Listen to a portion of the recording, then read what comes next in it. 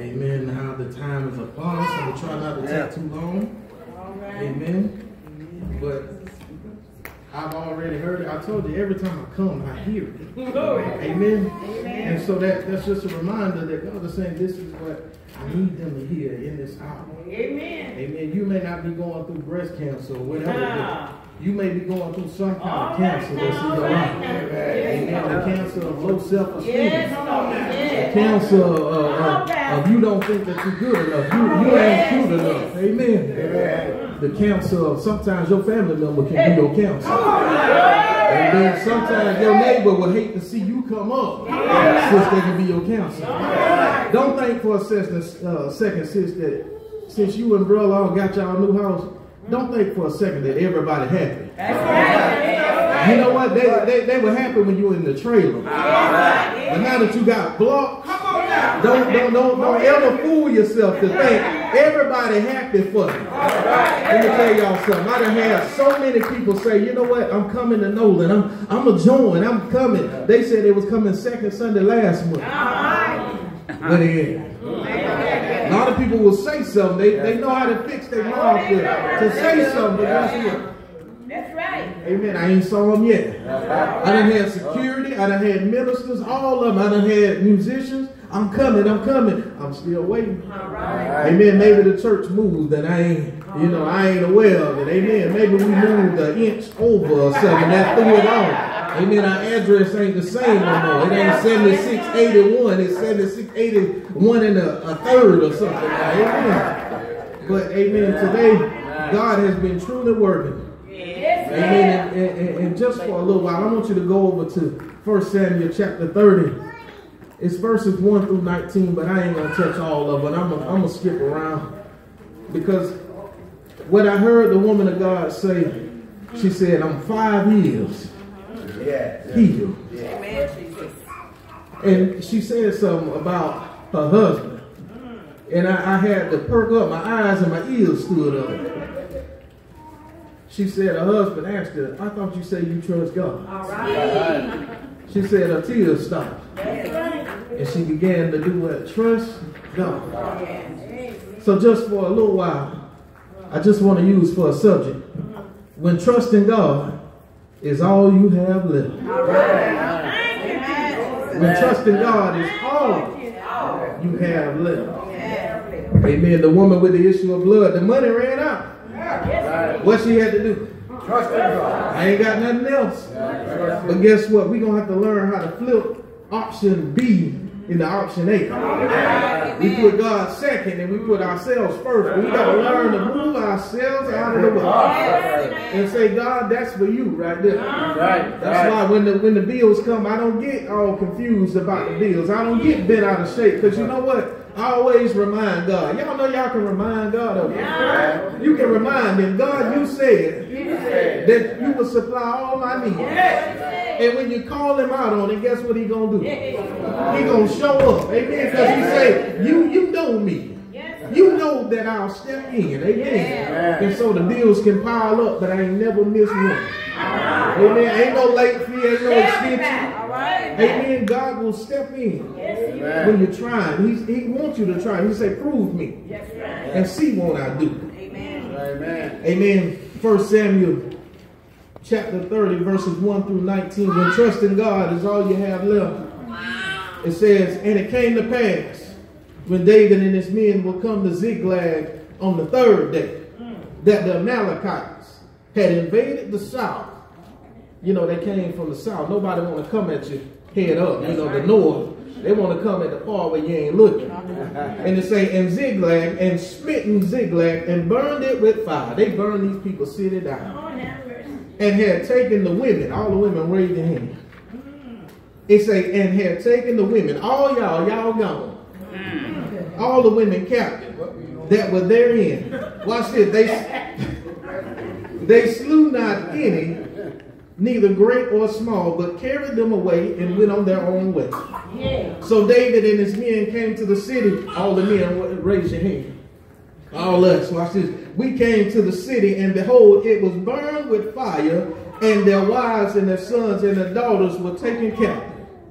Then David and the people that were with him lifted up their voice and wept until they had no more power to weep. I done cried so much I can't even cry no more. And David's 2 wives. My God, when they said that, I had to back up. David's 2 wives. I could imagine 2 lady sleeves. Amen. I'm having trouble with one.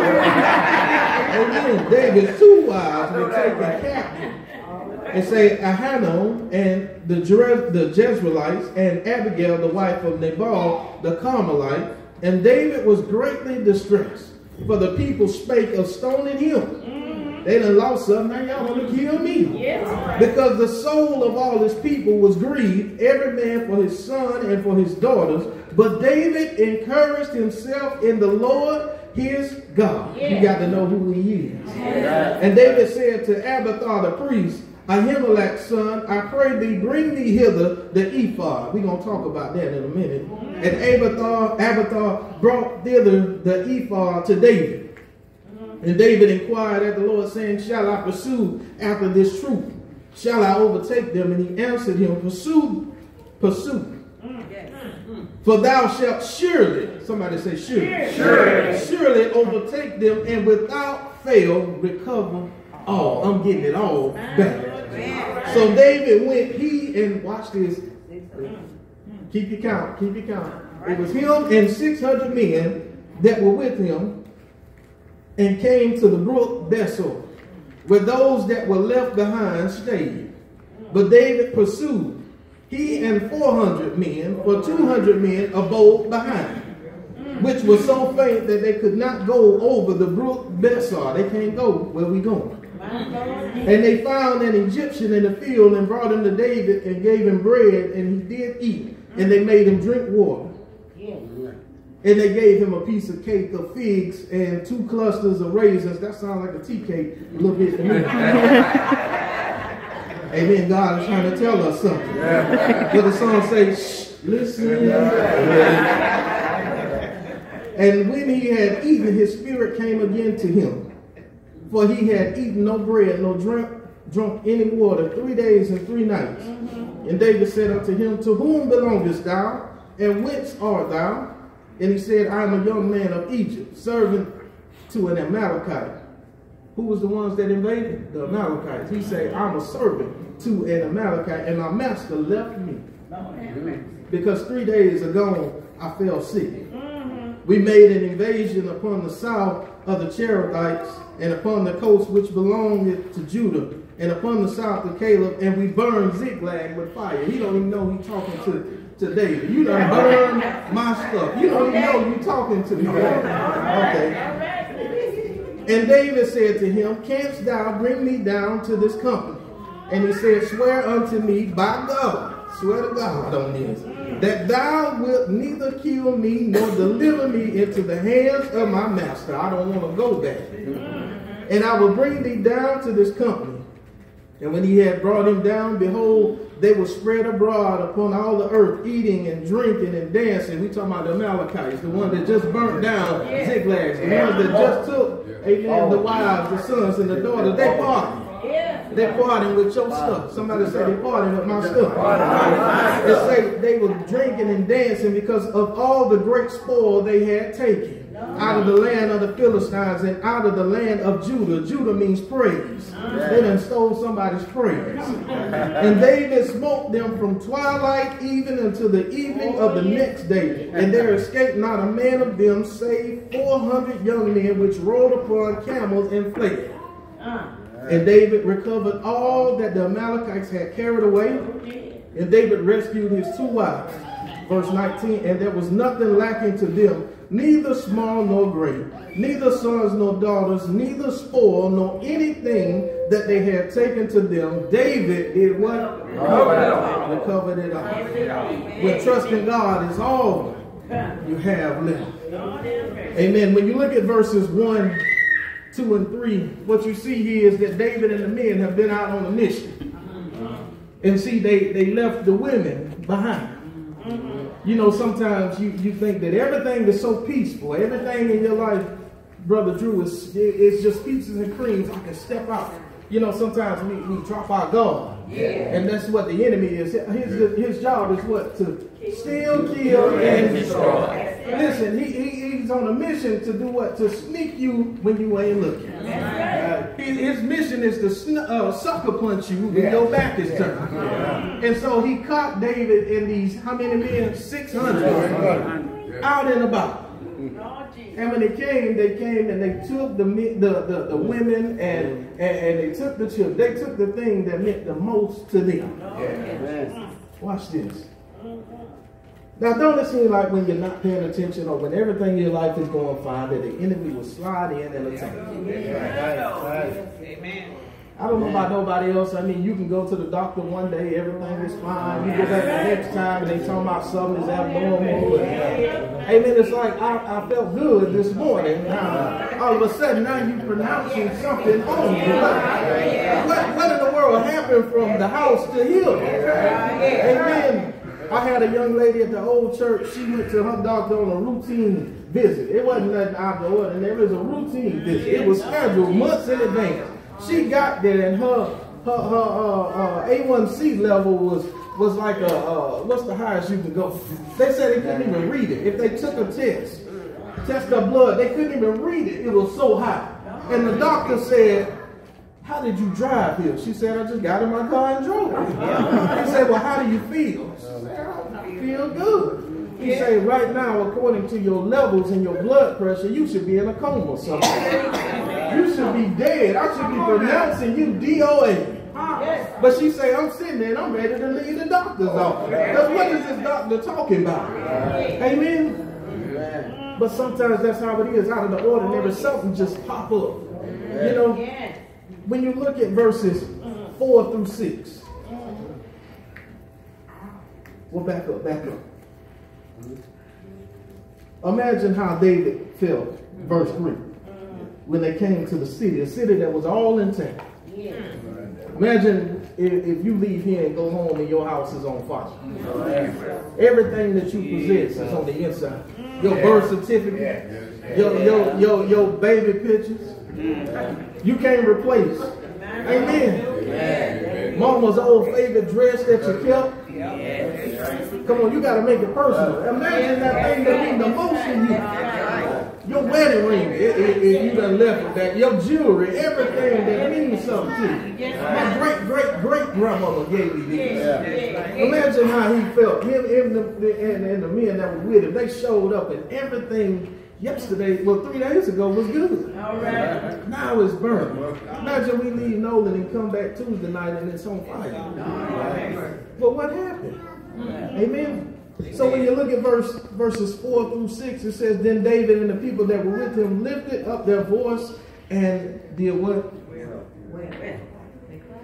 They cried." Yes, indeed. Grown men crying. This will let you know that sometimes the thing that means so much to you, amen, when the enemy attack you, he didn't attack them personally, but he'll attack everything around you. Sister Jackie, if the enemy can't get you, he gonna try Casey. If he can't get Casey, he gonna try your mother. If he can't try your mother, he gonna try your sister.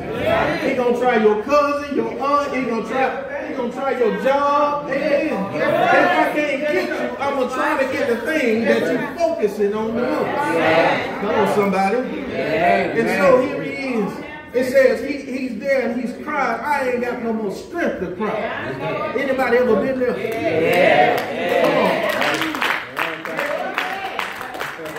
Come on. You know when somebody dies that's real close to you, tears just seem like they just won't stop. I mean, you don't even want to cry no more. You just cry.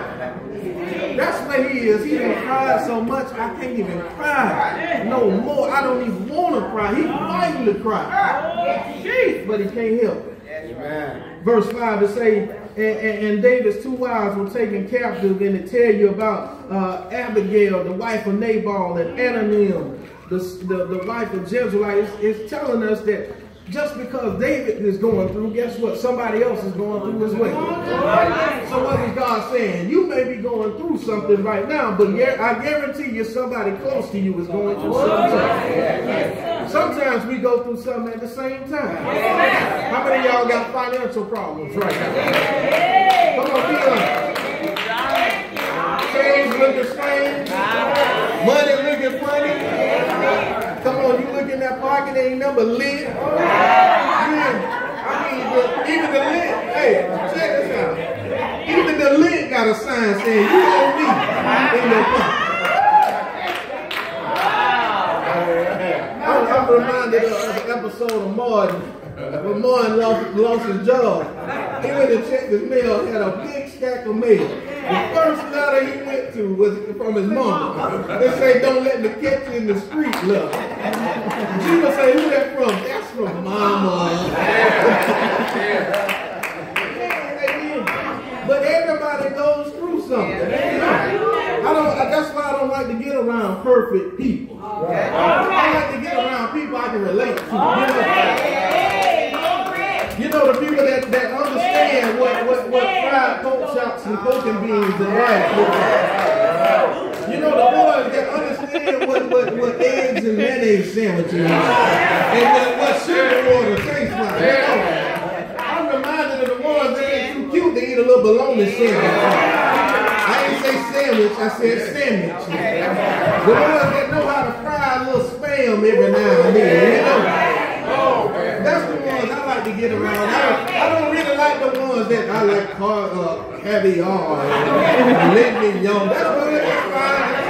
That's fine. You get your steak how you want to. Give me a pork steak and I'm all right. I mean, your beef steak costs more than mine. Your Angus, yeah, that's fine. They got so fancy, they write on it Angus. That's all right, pork steak. Amen. You put a little barbecue sauce on it, you can't tell the difference. Come on, y'all don't know what I'm talking about.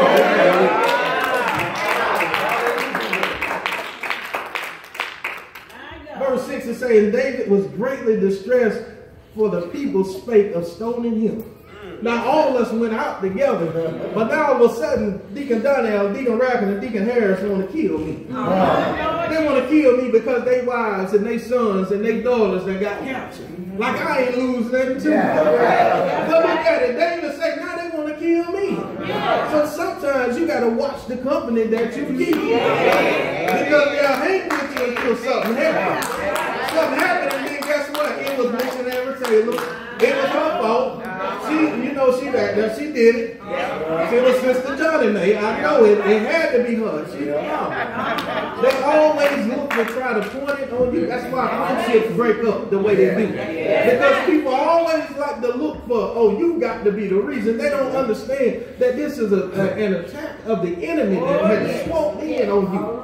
Amen. They say they wanted to kill him because it grieved them. But look at the end of verse 6. It says, but David encouraged himself in the Lord. What is God telling you? In the face of whatever you're facing right now, you got to learn to turn away from whatever it is and say, I ain't got time for you right now. I'm only committed and focused on the things of God. I know that God is a way maker. I know that God is a healer.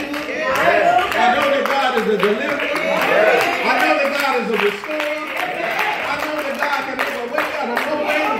He's a bridge over troubled water. He's a battle axe. Amen. I understand that he's my all in my all. David said, I'm not going to focus on the problem. I'm just going to focus on how good God is. I'm reminded of the 3 Hebrew boys when they were there. What was their statement to the king? They said, if our God don't deliver us out of the fiery furnace, we still know that he can.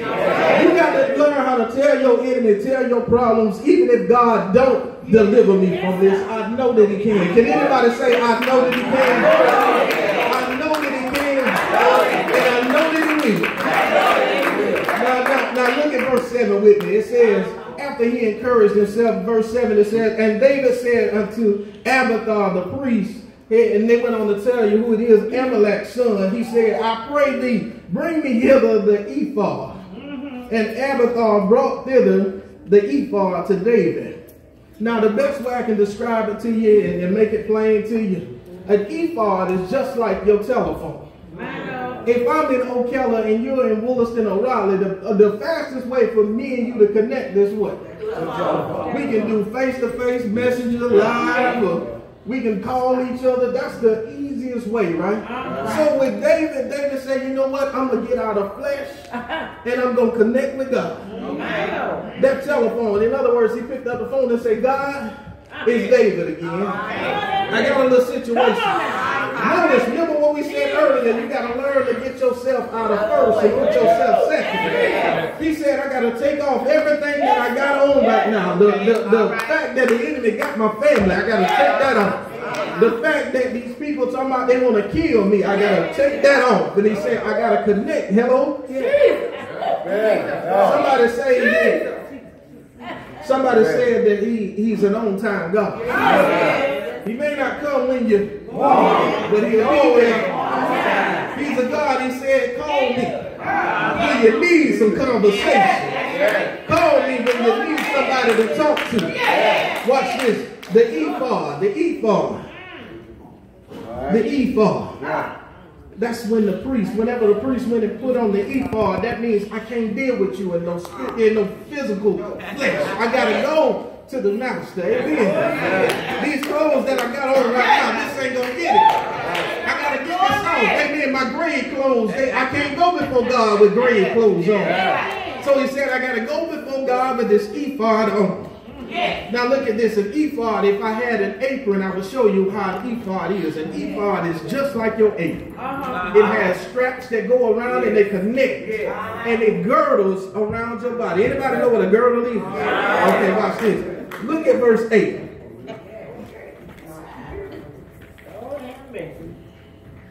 David said unto the Lord, shall I pursue after this truth? But notice he said that after he put on his girdle. Come on now. A girdle does what? Where are my women at? Hold it down. What a girdle do? It holds it together. Things that's over there, it pulls it together.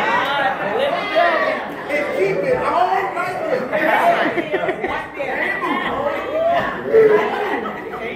It keep things in place, right? So David said the ephod, which is a girdle, he said, let me put this girdle on. Because while everybody else around me is falling apart, he said, I got to keep myself together. Sometimes in your life, guess what? You're going to have to be the one that keep everybody else together. Because everybody else, they're not strong as you are. Notice something. God said that David was a man that's after my own heart. You are a man or a woman that God has chosen, amen, to be where you are now. That's why I'm pushing this minister so hard, amen, to get where she needs to be, because you're chosen. But here he is, he got his girdle on, holding everything together. He let everything go that's not like God, and said everything that's within me, that strength that's within me to face this, that strength that you gave me to face Goliath, amen, with a slingshot and some little rocks, that strength, he said, I'm pushing my chest up. My head was down, but now I'm holding my own head up. He's encouraging himself. And look, he asked God, he said, shall I pursue after this truth? Shall I overtake them? And he answered him, pursue. What was he asking? The answer was he was praying. He was connected. Hello? God, it's David again. Hello, God, this mother had it again. I got a little problem down here. Should I go after them, or should I let you handle this one? Sometimes God will tell you, go ahead. You go ahead, but while you're going, I'm going with you. And so he said, pursue. Verse 8, he says, for thou shalt surely overtake them. Y'all see that? God didn't say that, yeah, you're going to overtake. He said, surely. That means I'm putting my guarantee on. I signed my name on this. You will overtake them. And he said, and you will recover it all.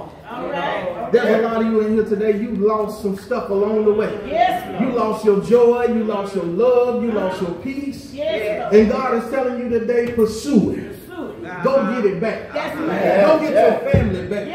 A lot of us families are divided. Amen. God is telling you today, go get your family back. Amen. Oh, yes, Lord. Go get it.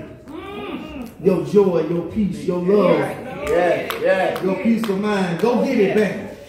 Go get it. I hope God is speaking loud in somebody's ear because he's in line. Go get it. Everything that the enemy said you can't have. Go get it.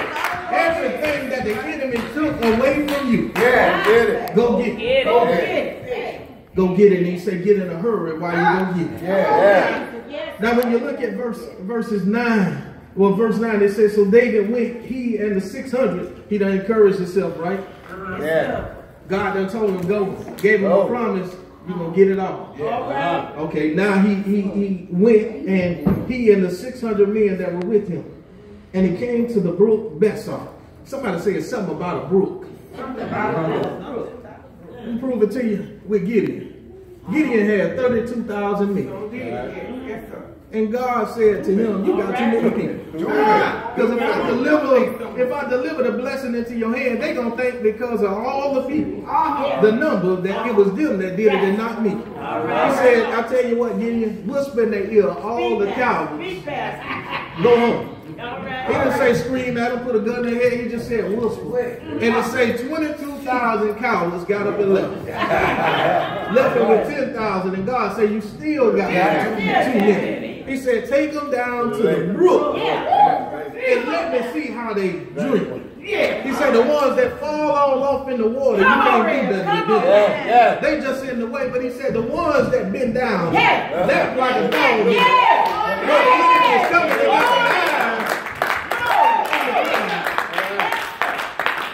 He said, those are the ones that I want you to take. Out of 32,000, he ended up with 300. What you trying to say, Pastor?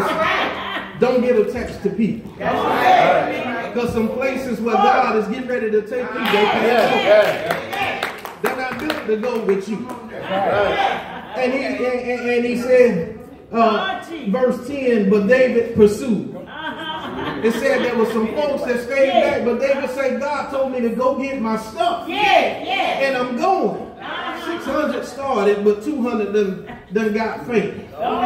They done gave up. Yes, Lord. Lord, I thank you, Jesus. Verse 11.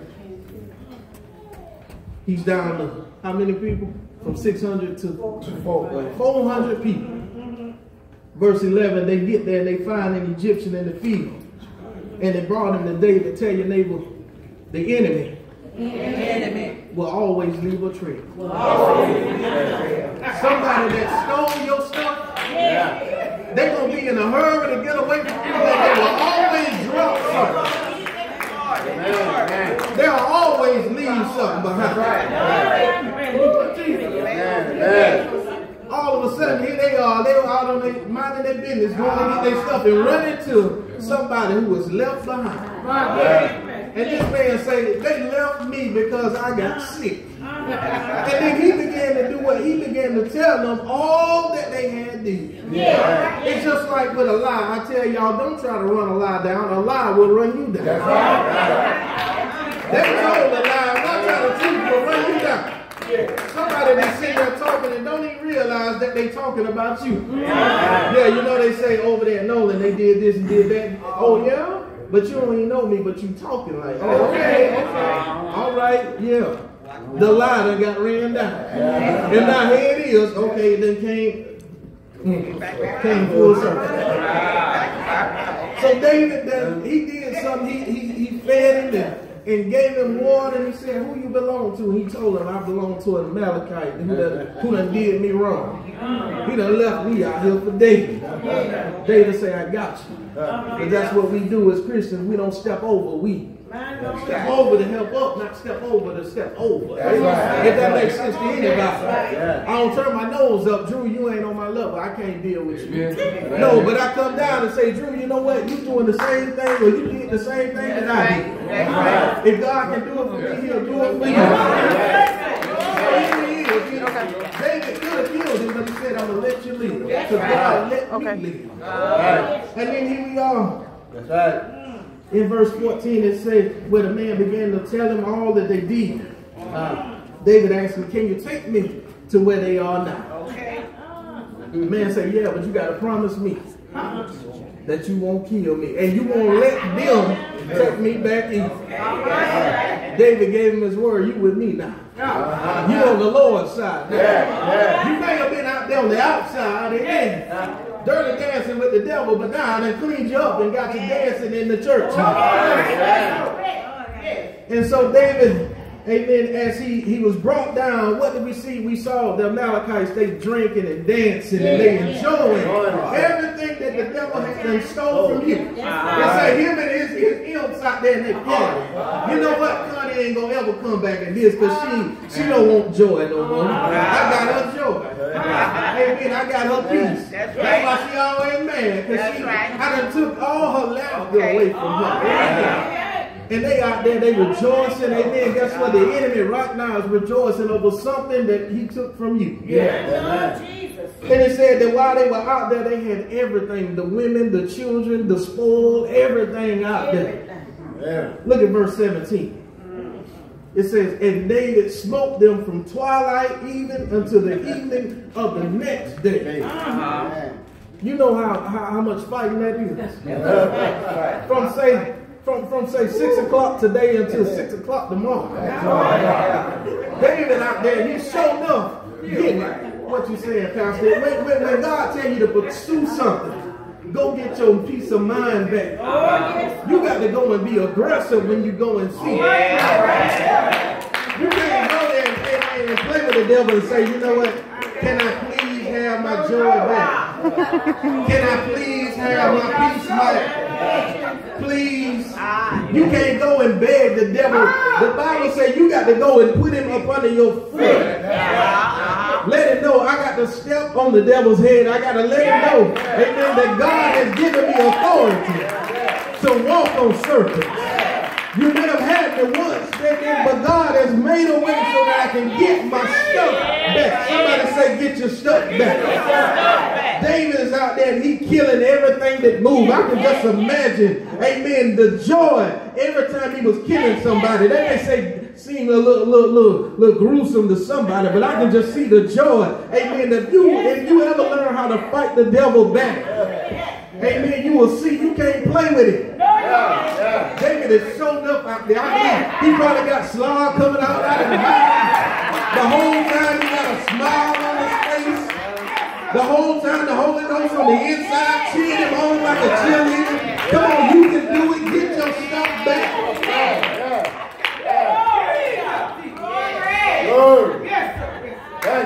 He out there, amen, going to work. Verse 18, it tells us what God had already promised.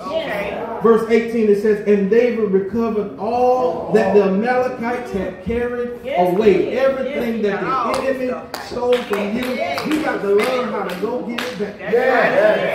It says, and David rescued his 2 wives. They got both of them back.